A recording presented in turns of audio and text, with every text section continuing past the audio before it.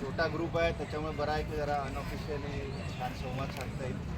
मला एक 10 ते 15 मिनटं बोलायला सांगितलं अरुंधती ताईंनी आणि मी घड्याळ बिड्या लावून आहे त्याच्यामुळे त्याच्यापेक्षा जास्त काही तुम्हाला कंटाळवाणं बोलणार नाही. मेघदूताबद्दल सगळ्यांना माहिती आहे, कालिदास सगळ्यांना माहिती आहे, त्यांनी ते संस्कृतमध्ये जे काही काव्य लिहिलेलं आहे त्याच्याबद्दल आपल्याला माहिती आहे. जसं यांनी सांगितलं की माझा जो काही प्रोजेक्ट आहे किंवा आमचा जो अभ्यास आहे त्याच्याबद्दल मी एक थोडक्यात माहिती देईल.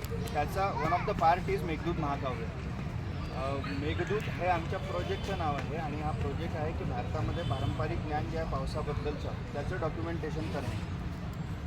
7 जूनला पाऊस येतो, 7 जूनला म्हणे मृग नक्षत्र लागतो, ही चुकीची गोष्ट आहे. 7 जून ही आपल्याला इंग्रजांनी दिलेली तारीख आहे. त्याच्या आधी पण इथे पाऊस येत होता, इंग्रज यायच्या आधी. त्याच्या आधी पण इथे शेती येत होती, त्याच्या आधी इथे शेती व्हायची, त्याच्या आधी मृग नक्षत्र होतंच. इथल्या लोकांना इंग्रज यायच्या आधी पण पावसाचं ज्ञान होतं. त्यामुळे 7 जून ही कन्सेप्ट जी आहे ना ती जस्ट रिसेंट आहे आफ्टर इंग्रज आल्यानंतरची. मग त्याच्या आधी जेव्हा पाऊस येत होता, शेती होत होती, लोकं आपली धरणं बांधत होती, लोकांनी आपापल्या घरात तलाव साठवले होते. हे करत होते कारण त्यांना माहिती होतं की पाऊस केव्हा येतो आणि पाऊस केव्हा येतो त्यांना कसं माहिती होतं, तर त्यांचा निसर्गाशी असलेला संबंध. निसर्गातल्या होणाऱ्या बदलांना ते टिपायचे आणि त्यातून त्यांना लक्षात येतं की आता पाऊस येणार आहे. बेस्ट उदाहरण, सगळ्यात सोपं उदाहरण आपल्याला माहिती असलेलं आहे, एक तर कावळ्याचं घरटं नाही तर सुगरणीचं घरटं. ते उंच असलं की पाऊस कमी असतो, मध्ये असलं की पाऊस मध्यम असतो आणि खाली असलं झाडाच्या की पाऊस खूप जास्त असणार आहे. खाली असलं म्हणजे पावसापासून संरक्षण झाड करेल म्हणून ते खाली असतं. हे खूप सोपं उदाहरण आपल्या सगळ्यांनी ऐकलेलं उदाहरण आहे.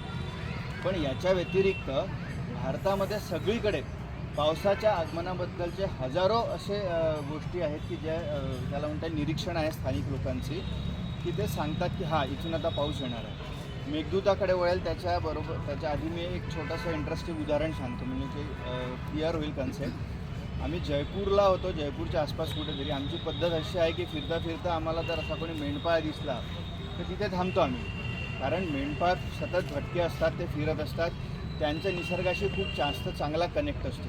तशा मेंढपाळांशी आम्ही बोलतो. त्या मेंढपाळाकडे गेलो आम्ही जयपूरला आणि त्याला विचारलं की काय आहे तुझं रामराम. मग आपल्याकडे एकटा आहे की रामराम म्हटलं की कोणी बोलायला लागतं. भारतात कुठेही जा रामराम म्हटलं की समोरचा माणूस खुलतो. आणि दुसरी गोष्ट आहे की कौन जात हो हे विचारलं की तो आणखी बोलायला लागतो. खूप जणं घाबरतात, पण कौन जात हो म्हटलं की तो लगेच कनेक्ट होतो आपल्याशी. तर अशा त्या मेंढपाळाशी आम्ही बोलत होतो आणि त्याला विचारलं की सांग बाबा की पाऊस तुझं काय आहे, तुमच्याकडे पाऊस कसा येतो, काय येतो. तर त्यांनी असं सांगितलं की माझ्या ज्या मेंढ्या आहेत या मेंढ्यांनी अमुक एक प्रकारे हालचाल केली जी त्याच्या लक्षात येते, जी आपल्या येत नाही. त्यांनी अमुक एक प्रकारे हालचाल केली की तिकडनं 3 दिवसात पाऊस येणार. हे त्यांचं परंपरागत ज्ञान आहे. हे ऑब्झर्वेशन्समधून पिढ्यानपिढ्यांनी सांगितलेलं आहे. टिटवी असते, या टिटवीनी पाण्यापासून किती दूर अंतरावर अंडी घातली याच्यावर त्या वर्षीच्या पावसाचं प्रमाण निश्चित होतं. टिटवी पक्षी जो असतो. असे हजारो उदाहरणं देशभरात आहे, सगळीकडे आहे. मध्य भारतामध्ये त्याच्यावर येईल मी पुढे. मध्य भारतामध्ये घाग भट्टरी नावाचे कवी होऊन गेले. जसं आपल्याकडे सहदेव भाडळी महाराष्ट्रामध्ये म्हणतात, तसं मध्य भारतात त्या बुंदेलखंड भागामध्ये घाग भट्टरी या नावाचे कवी झाले. त्या कवींनी कवितेच्या स्वरूपातच लिहून ठेवलेलं आहे की वाऱ्याची दिशा कशी असेल, हवा कोणत्या बाजूनी वाहील, कसं वाहील, काय वाहील.